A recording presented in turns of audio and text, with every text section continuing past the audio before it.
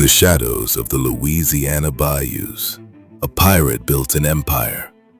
And when the British came knocking, he chose America and became a forgotten hero.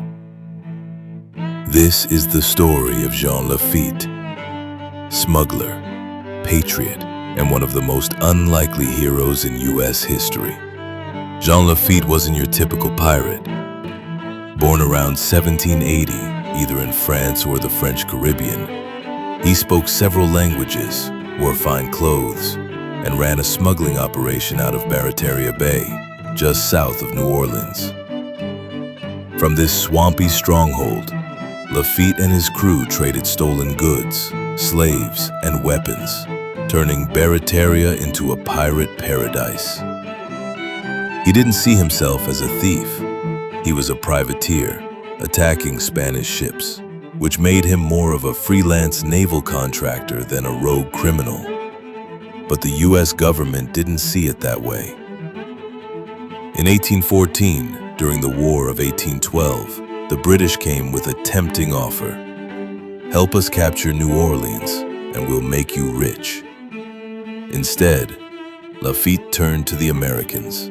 He warned Louisiana officials of the attack and offered to help defend the city if he and his men were granted a pardon. At first, General Andrew Jackson dismissed him, but Jackson needed cannons, he needed gunpowder, and he needed fighters who knew the swamps. Lafitte delivered all three. On January 8, 1815, during the Battle of New Orleans, Lafitte's men manned artillery and fought alongside U.S. troops. They held the line, and they won.